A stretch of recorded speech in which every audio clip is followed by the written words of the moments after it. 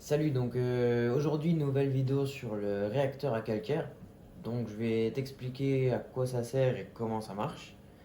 Comme tu peux le voir aussi, j'ai une nouvelle hydra pour compléter les deux autres. Je les ai toutes suspendues aussi. Ça éclaire bien. Là on est pas mal. Là pour les acroporas c'est pas mal. Donc là je vais te montrer la machine. Et puis voilà. Voilà donc le réacteur à calcaire, donc c'est cette machine là.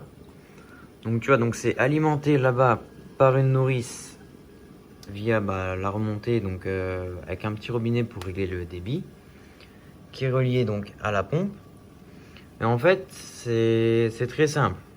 Dedans, tu as du CO2 qui est injecté pour acidifier l'eau et le mélange de CO2 avec le substrat qu'il y a dedans, ça va créer des carbonates et bicarbonates. Donc en soi du KH et du calcium. Voilà, pour faire simple. Ouais. Aussi, donc pour la marque du réacteur, moi je suis parti sur un Blue Marine parce que c'est une petite marque que j'aime bien. J'avais l'écumeur avant que j'ai refilé à Clément, mais j'ai changé pour le Max Spect, c'est quand même vachement bien.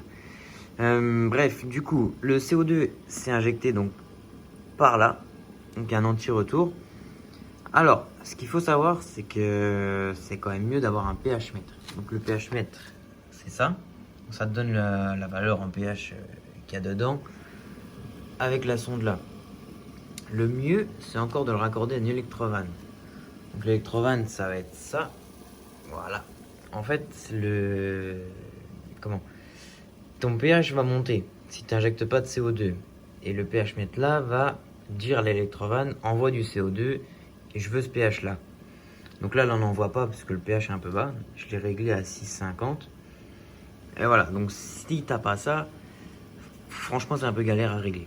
Et pareil, il faudrait aussi le mettre sur minuteur. Pourquoi?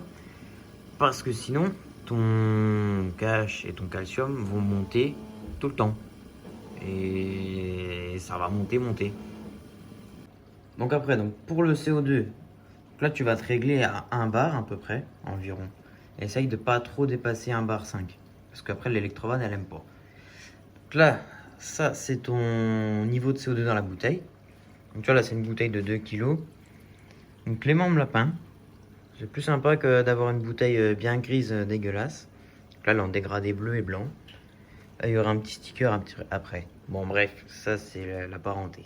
Ensuite, dernière chose, le tuyau de sortie du réacteur, essaye toujours de le placer à côté de l'écumeur. Parce que le CO2 qui va rester dedans, sinon, ça va baisser le pH de ton aquarium. Donc, si tu le mets à côté de l'écumeur, en fait, l'écumeur, lui, va prendre le CO2 et l'éclater en fait. Donc tu auras un pH qui sera toujours assez stable dans l'aquarium. Et voilà.